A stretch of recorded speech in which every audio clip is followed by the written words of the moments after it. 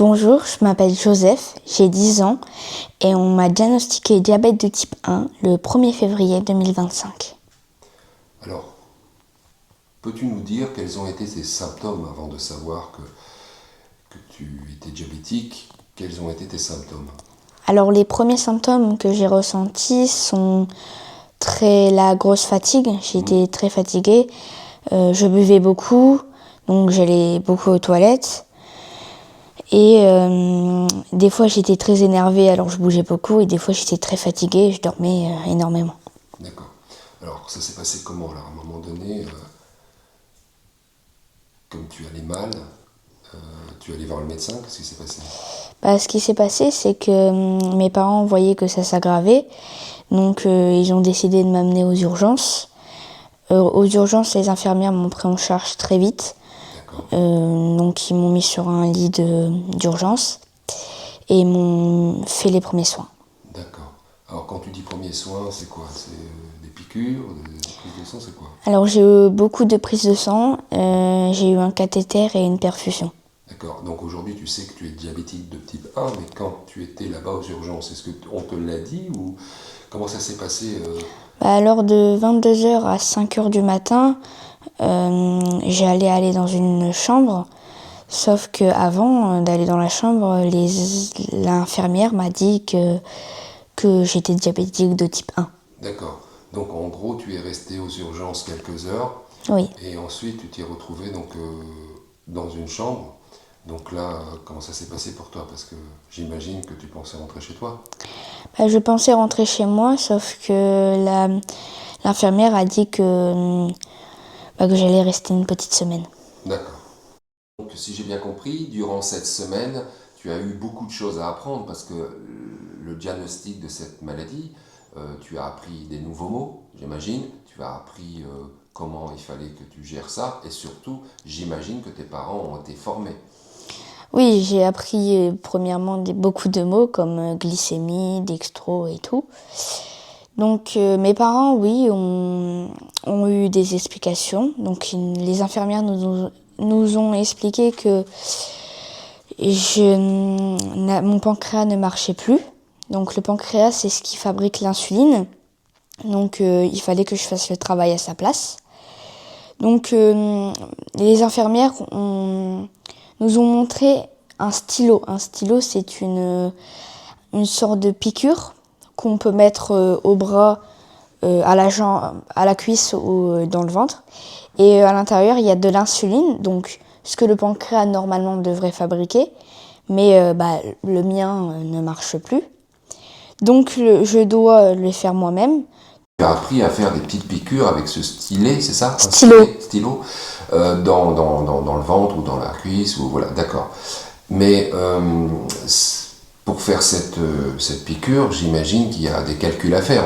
On met pas n'importe quelle quantité. Il doit y avoir explique-nous comment tu sais, en fait, comment tu sais la quantité d'insuline qu'il faut mettre dans un truc par rapport à ce que tu vas manger. Alors au début, les infirmières calculaient eux-mêmes.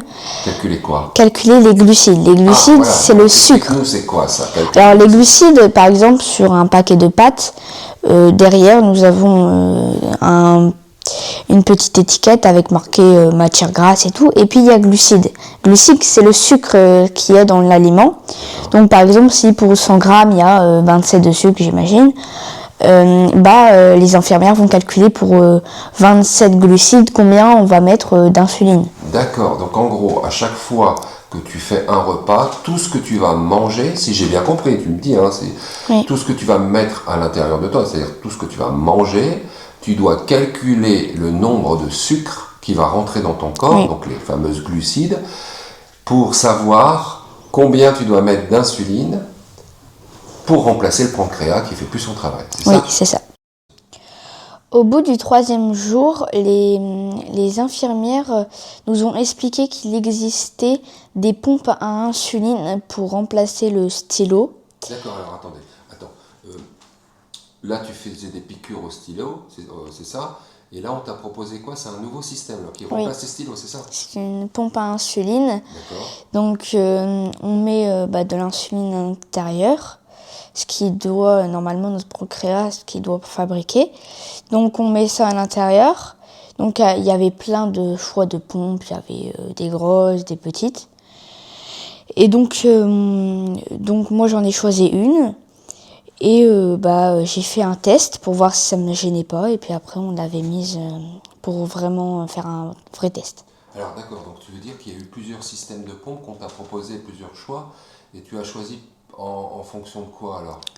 Alors, j'ai choisi en fonction qu'il y avait des pompes qui avaient des fils, donc des pompes filaires, mais ça gênait un petit peu parce que on devait mettre par exemple la pompe, une grosse pompe ici, et puis le fil il était relié ici. Donc ça gênait un peu et c'était très lourd. Donc après il y en avait des moins lourds mais qui étaient encore filaires. Et il y en avait une qui était très légère et aussi qui était sans fil. Donc j'ai choisi celle-là. D'accord. Tu peux dire le nom de cette pompe que tu as choisie? Alors la pompe s'appelle Omnipod. Omnipod, d'accord. Pour les gens qui nous écoutent, Voilà. savoir si on leur propose. Et tu es content de cette pompe? Très content parce qu'elle est légère, elle ne gêne pas, elle n'est pas lourde parce que c'est un peu gênant. Par exemple, on veut courir et puis qu'on a une pompe super lourde, donc c'est très léger. D'accord. Et tu peux faire du sport avec cette pompe? Oui. Et combien de temps tu la gardes sur toi? Parce que j'imagine que c'est tous les combien tu dois. Alors, au début, moi je croyais que c'était long, mais ça passe très vite. Je dois la garder 3 jours. D'accord, donc en fait, tu mets, si j'ai bien compris une fois de plus, tu mets de l'insuline dans cette pompe. Cette pompe, tu la colles sur toi. Oui. C'est ce qui va remplacer ton pancréas et 3 jours. 3 Donc, jours. tous les 3 jours, tu la changes alors. Oui. Alors, qui c'est qui la change? Une infirmière qui vient ou comment ça se passe? Alors au début, à l'hôpital, les infirmières nous ont montré comment on l'enlève, comment on en remet une. Donc après, j'ai commencé à le faire. Mes parents ont commencé à le faire eux-mêmes. Et puis comme là ça fait un petit peu longtemps, ça dépend où je le mets, parce qu'on peut la mettre soit à la cuisse, soit au ventre, soit au bras, ou soit à la fesse. Donc moi je préfère la mettre à la jambe, donc à la cuisse et au bras. Alors quand je la mets à la cuisse, je le fais moi-même parce que c'est plus facile. Et quand je fais au bras, c'est mes parents qui m'aident. Ensuite, comme j'avais la pompe, on m'a proposé de me donner un capteur, donc me prêter un capteur pour voir ce que c'était. Alors, explique-nous à quoi sert le capteur. Alors le capteur, c'est pour voir la glycémie, donc le taux de sucre dans le sang, donc ce qui remplace la dextro. Donc pour vous rappeler, donc oui. ça remplace, si j'ai bien compris, qu'on soit bien précis pour expliquer aux gens qui nous écoutent, la pompe remplace la petite piqûre que tu te fais dans le ventre, c'est ça? Oui, Et le capteur, c'est ce qui remplace la dextro. la fameuse dextro. Tu nous as expliqué que tu fais Oui. un petit pic dans ton doigt pour savoir le taux de sucre dans le sang. C'est ça. Donc Alors explique-nous c'est quoi cet appareil. Alors le capteur est un appareil, par exemple, donc je dois piquer dans ma peau, donc c'est un capteur qu'on met, et il y a un petit truc gris au milieu qu'on met, et ça s'appelle le transmetteur. Le transmetteur, c'est un petit peu le cerveau du capteur, donc c'est ça qui va donner la glycémie. Donc tu viens de nous parler du capteur, donc tu as à la fois une pompe et un capteur qui prend ta glycémie, mais qui te renseigne sur ta glycémie. Ce capteur, tu le gardes combien de temps?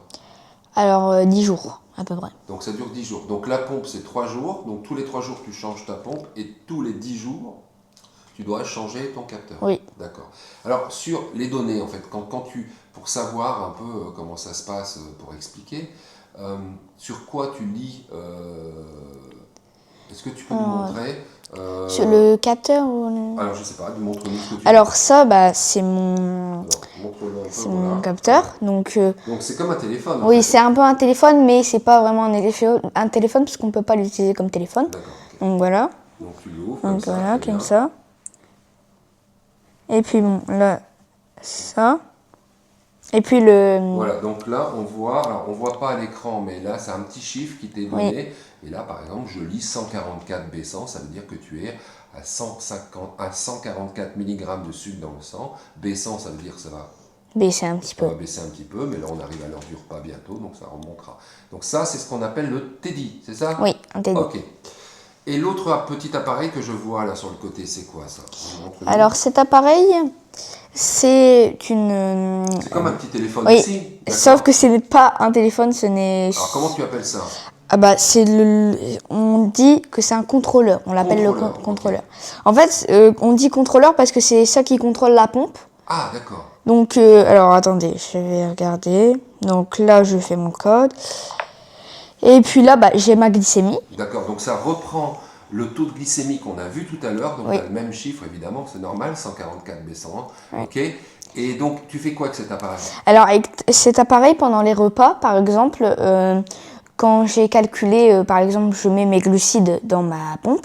Donc je mets les glucides. Donc tu mets les glucides que tu vas manger, soyons précis, d'accord? Donc si je mets les glucides et ça va mettre par exemple le taux d'insuline qu'il faut. D'accord, ça calcule exactement automatiquement. Ah, alors ça c'est merveilleux parce que ça remplace le fameux... le fameux stylo. D'accord, ok, donc grâce à la technologie, finalement ça simplifie quand même drôlement la vie, quoi. Oui. D'accord. Alors toi tu mets la pompe au bras, c'est ça? Au bras et à la cuisse. D'accord. Alors par contre, le capteur, ce n'est pas la même chose. Le capteur, on peut que le mettre au ventre, au bras et à la fesse. D'accord. Très bien. Alors pendant 3 mois, je suis restée avec l'Omnipod Dash. Et après, on m'a proposé un nouveau système de pompe, qui se nomme la boucle fermée. D'accord, la boucle fermée. Est-ce que tu peux me dire un peu plus, ça veut dire quoi la boucle fermée? Alors une boucle fermée, c'est un système de pompe plus intelligente. Ah, c'est une pompe intelligente, d'accord. Et elle fait quoi cette pompe intelligente? Par exemple, si je suis en hypo, elle va s'arrêter d'envoyer de l'insuline pour pas que je baisse encore plus. Ah d'accord, donc si tu es en hyperglycémie, c'est-à-dire en haut, elle fait quoi alors?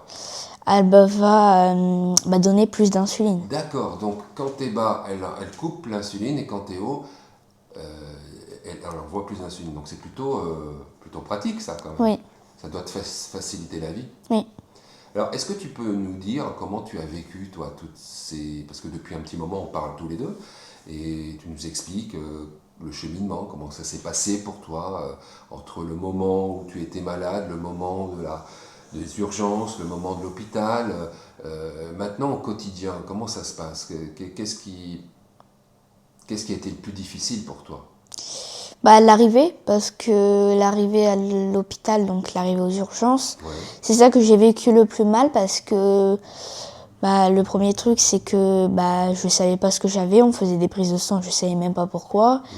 Et après, on m'a dit un mot diabète, je savais pas ce que ça veut dire. Et après, on m'a amené dans une chambre et on m'a dit que je pouvais pas manger. Donc pendant 2 jours, j'ai pas pu manger. Donc j'ai vécu très mal ça. Après, ce que j'ai mieux vécu, c'est que on m'a proposé des choses qui m'aideraient. Donc une pompe, ça m'a aidé encore plus. Passer en boucle fermée, ça m'a aidé encore plus. D'accord. Donc maintenant, ça fait partie de mon quotidien et je n'y pense plus. D'accord. Tu n'y penses plus? Waouh, c'est bien de ne plus y penser. Ça fait partie de ton quotidien. Alors justement, on va parler un peu de ton quotidien parce que tu es un élève, tu es en quoi? En quelle classe? En CM2. Tu es en CM2, donc le retour à l'école, moi j'aimerais que tu m'en parles un peu parce que ça aussi, ça doit être quelque chose. Alors le retour à l'école s'est passé très très bien. Avant de retourner à l'école, j'ai fait un exposé pour tous mes camarades, donc un exposé sur mon diabète. Ah, tu as expliqué à l'école. Alors tu as quitté l'école pendant combien de temps? 1 mois à peu près, je crois. 1 mois, d'accord. Donc tu es retourné à l'école au bout d'1 mois et donc tu as préparé un exposé. Oui. Et pourquoi tu as fait ça en fait? Pour montrer aux autres ce que j'avais, savoir pourquoi j'étais pas là. Et pour, par exemple, si un jour quelqu'un de leur famille ou quelqu'un qui est de proche et il commence à avoir les mêmes symptômes que moi, ils sauront que peut-être que ça peut être un diabète. Donc peut-être que ça aiderait des gens. D'accord. En fait, si j'ai bien compris, toi, aujourd'hui, tu as envie d'en parler, tu as envie d'aider les autres, en fait, Oui. si j'ai bien compris. J'ai envie de donner du courage à ceux qui n'en ont plus. Ah, c'est beau ça. Parce que tu sais qu'en ce moment, il y a des enfants, il y a des mamans, des papas qui sont à l'hôpital, qui tous les jours, il y en a un, tu sais bien, hein, et peut-être qui regardent cette vidéo.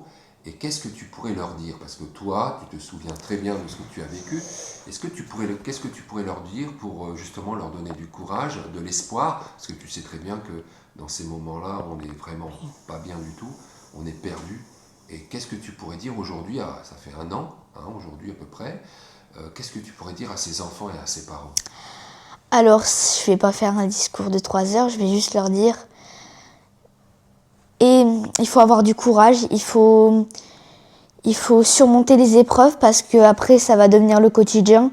Moi, j'ai vécu cette expérience et au début je l'ai vécu très très mal, mais maintenant ça fait partie de mon quotidien et je suis encore plus fort grâce à ça. D'accord. Est-ce que tu fais du sport? Oui, du tennis. Tu fais du sport, parce que tout souvent on dit oui, j'ai du diabète, est-ce que c'est compatible avec le sport et tout ça?